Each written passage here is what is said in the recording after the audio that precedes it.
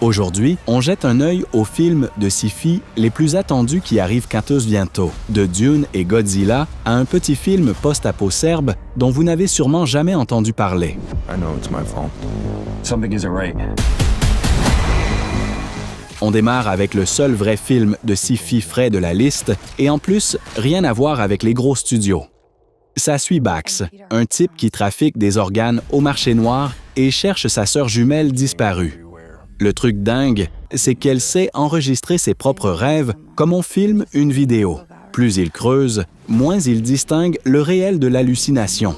Tourné à Bucarest, le film transforme les rues post-soviétiques en un néon poisseux surplombé en permanence par des drones de surveillance. Et c'est le tout premier long-métrage du réalisateur Michel Parandi. L'idée me parle vraiment. La mémoire comme marchandise, le rêve comme pièce à conviction. Ce qui me fait tiquer, c'est le risque du bel emballage sans rien dedans. Un classique chez les débutants. Where is she? April had something special.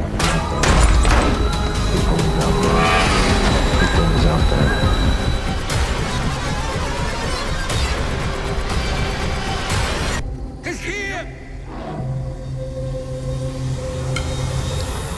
Petite mise au point avant qu'on s'en mêle. Ce n'est pas le reboot de Ryan Coogler avec de nouveaux agents, encore en tournage. C'est le vieux long-métrage X-Files de 2008 que Chris Carter a enfin remonté comme il le voulait depuis le début. La nouvelle version arrive classée R et, d'après Carter lui-même, nettement plus glaçante. En 2008, le studio a pris peur et l'a forcé à tout ramener à un PG-13. Trop effrayant, on le lui a dit sans détour. L'intrigue ne bouge pas. Mulder et Scully, toujours David Duchovny et Gillian Anderson, sur une affaire de femmes disparues qui débouche sur une histoire très docteur Frankenstein. À l'époque, l'original avait laissé presque tout le monde de marbre. On venait pour des extraterrestres, on repartait avec un thriller sombre sur le trafic d'organes. Est-ce que ce remontage restauré lui rendra son honneur? Aucune idée.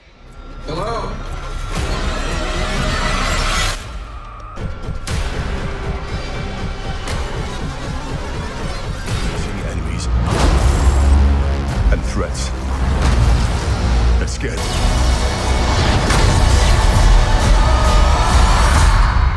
D'accord, c'est plus du super-héros que de la sci-fi pure, mais avec les multivers et les réalités qui s'effondrent, ça rentre sans forcer. Donc, je le garde. Marvel joue tout sur un coup. Le film sort le même jour que Dune, et le net a déjà baptisé la date Doomsday. La nouvelle bande-annonce du Comic-Con a changé de ton. Ça vire presque à la tragédie. En voix off, Sue Storm raconte qui était Victor Von Doom avant, du temps où il ne s'était pas encore assis sur le trône pour menacer d'effacer des univers entiers.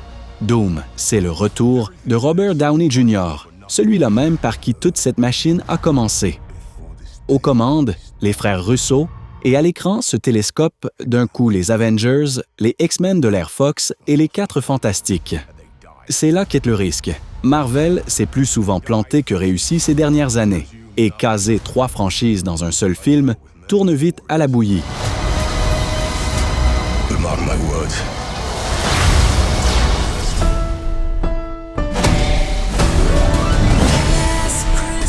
C'est la suite du carton de Noël où David Harbour campe un Père Noël qui dézingue des mercenaires. En gros, Piège de cristal version reine.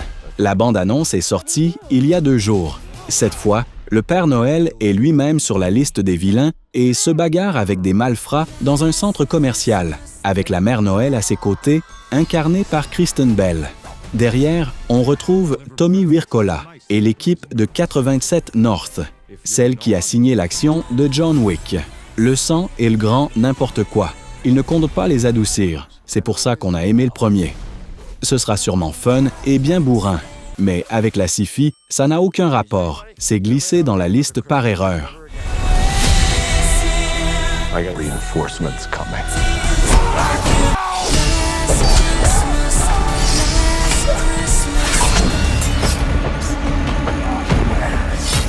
I think you're way beyond redemption.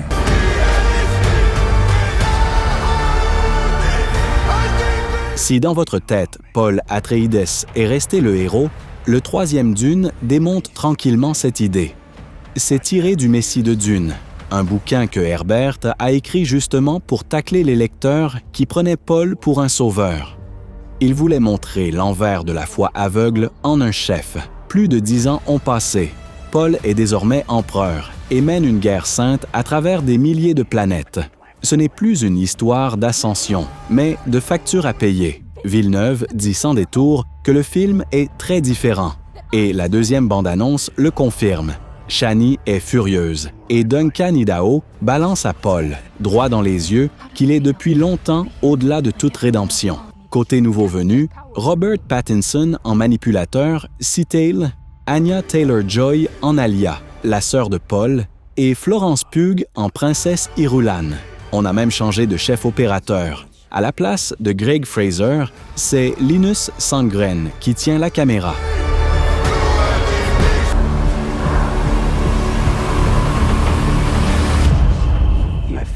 You what?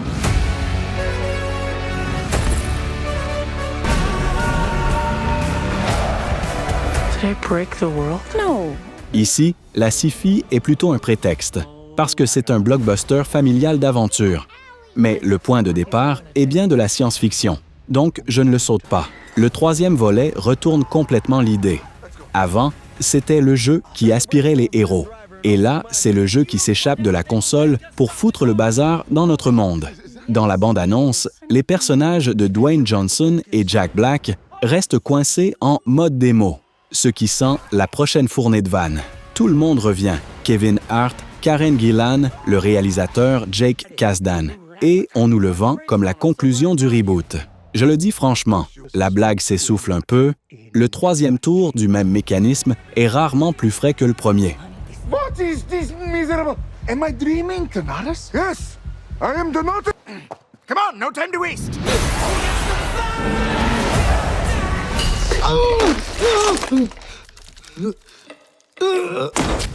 Un film d'horreur britannique teinté de comédie sur une nuée d'araignées venimeuses qui envahit une île ressort bourrée d'influenceurs. Des travaux ont réveillé les bestioles dans des grottes sous l'autel.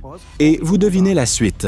À la réalisation, Christopher Smith, pas n'importe qui. Il traîne derrière lui le culte triangle et une poignée d'horreur solide, il sait faire monter l'ambiance. La bande-annonce vient de sortir. La première a lieu au Fright Fest de Londres.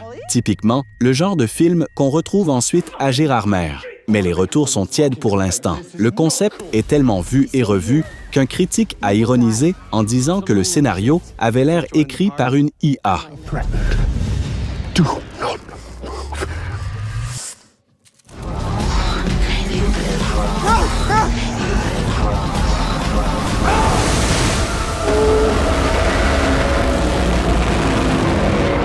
Et ça, pour moi, c'est ce qui fait le plus envie de toute la liste.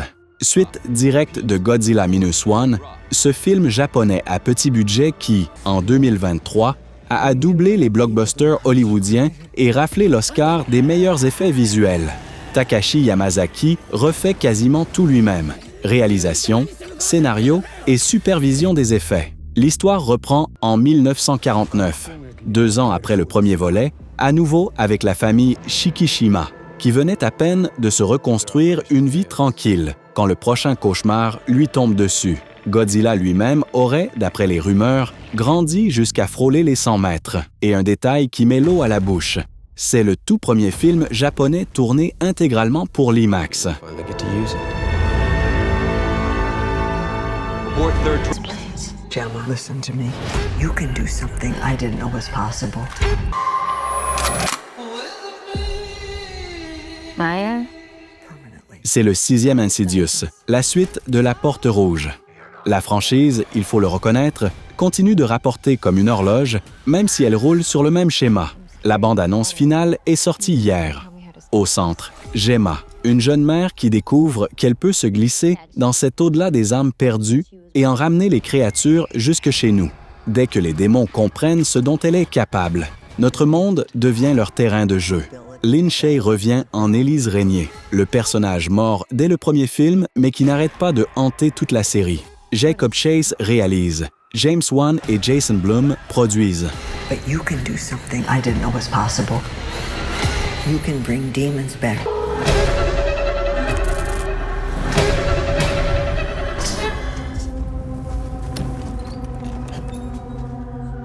On termine avec un petit post-apo serbe rebaptisé Warriors of the Wasteland pour le marché occidental, alors qu'il était déjà sorti chez lui en 2024 sous un autre nom. Guerre nucléaire derrière nous, les Balkans occidentaux réduits à un désert calciné où la monnaie la plus solide, c'est la balle.